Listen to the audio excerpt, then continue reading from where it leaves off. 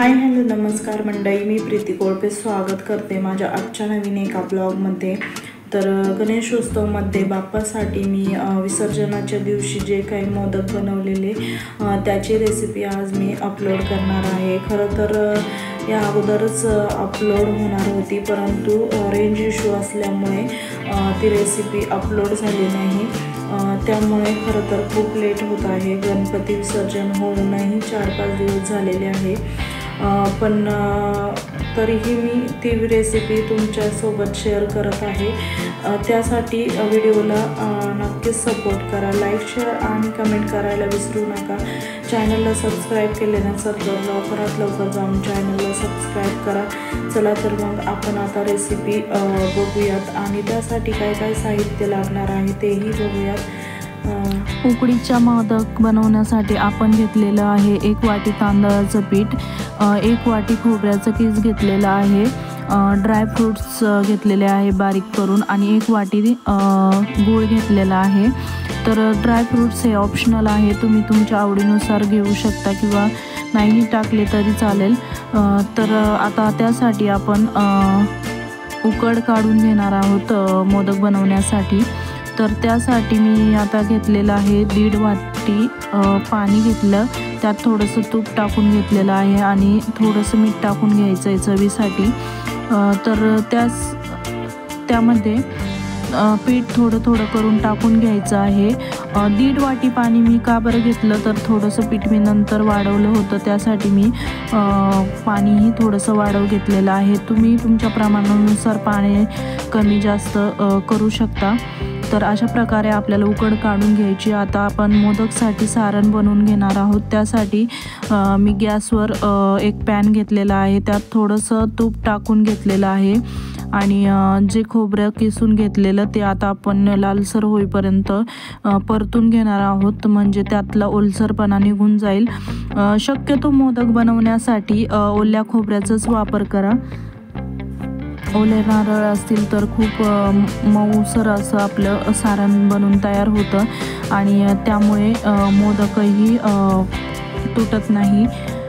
आणि जर सुकलेलं खोबरं वापरलं आपण तर त्यामुळे आपलं सारण हे कडक होतं, त्यामुळे शक्यतो ओल्या नारळांचाच वापर करा। तर अशा प्रकारे आपण सारण बनवून घ्यायचं आहे। त्यानंतर मी म्हणजे गूळ टाकून घेतलेला आहे त्यात आणि जे ड्राय फ्रूट्स आहे ते पण टाकून घेतलं। त्यानंतर व्यवस्थित असं गूळ आणि सर्व मिश्रण एकजीव होईपर्यंत परतून घेतलेलं आहे। त्यानंतर जी उकड काढून घेतलेली मी ते व्यवस्थित आपल्याला मळून घ्यायचं आहे पीठ। जोपर्यंत उकड गरम आहे तोपर्यंतच आपल्याला मस्त मळून घ्यायची आहे, जास्तही गरम नाही पाहिजे। थोडीशी आपण सारण बनवतो तोपर्यंत ती थंड होते आणि अशा प्रकारे आपल्याला बनवून घ्यायचे आहे। उकड व्यवस्थित मळून घ्यायचं आहे। त्यानंतर मोदक बनवून घेणार आहोत आपण।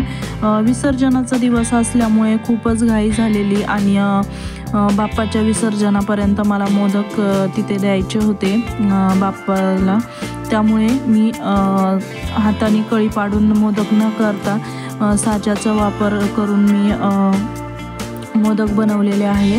तर कळीचे मोदकही मी बनवलेले आहे हाताने केलेले, त्याचीही मी रेसिपी टाकलेली आहे ब्लॉग, तर तोही तुम्ही बघू शकता। तर अशा प्रकारे आपल्याला उकडीचे मोदक करायला खूप सोपे असतात, तुम्हीही नक्कीच करून बघा। अशा प्रकारे आपल्याला सर्व मोदक बनवून घ्यायचे आहे आणि त्यानंतर म्हणजे जे मी गॅसवर पाणी ठेवलेलं आहे एका पातेल्यात आणि त्यावर चाळण ठेवून घेतलेली आहे थोडंसं तूप लावून। तर खरं तर हळदीच्या पानाचा वापर करतात उकडीचे मोदक बनवण्यासाठी, पण ते अवेलेबल नव्हतं म्हणून मी डायरेक्ट चाळणीतच ठेवणार आहे, त्यासाठी तूप लावून घेतलेलं आहे चाळणीला। तर सर्व मोदक आपले बनून झाल्यानंतर आपण ते परत एकदा वाफवून घेणार आहोत आणि खरंच खूप छान लागतात हे उकडीचे मोदक खायला। हा थोडेसे कष्ट लागतात बनवायला, पण एवढेही काही अवघड नाही आहे, त्यामुळे नक्कीच ट्राय करून बघा। खूप छान होतात आणि चवीलाही चांगलेच लागतात। तर अशा प्रकारे आपल्याला सर्व मोदक बनवून घ्यायचे आहे आणि त्यानंतर व्यवस्थित असे वाफवून घेणार आहोत. बघू शकता तुम्ही पुढे मी वाफवूनही घेतलेले आहे व्यवस्थित. अशा प्रकारे वाफवून झाल्यानंतर ते आपल्याला एका प्लेटमध्ये काढून घ्यायचे आहे आणि नंतर जेवढे तुम्ही मोदक बनवणार आहे ते सर्व एक एक करून असे व्यवस्थित चाळणीत ठेवून वाफवून घेणार आहोत. अशा प्रकारे मी माझे सर्व मोदक वाफवून घेतलेले आहे आणि माझे मोदक पूर्ण तयार आहे. पुढे दिसेलच तुम्हाला मी प्लेटिंग ही खूप छान केलेली आहे. थोडंसं सारण उरलेलं त्याचेही मी साच्यात घालून मोदक बनवलेले आहे. बघू शकता तुम्ही कडेला सारणाचे मोदक तुम्हाला दिसत असेल. तर काही वाया न जाता मी सर्व मोदक बनवून घेतलेले आहे आणि जो मध्यभागी दिसतोय तो शेवट एक मिठाचा मोदक बनवलेला. तर बघू शकता तो इथे प्लेटिंगमध्ये वरती आला.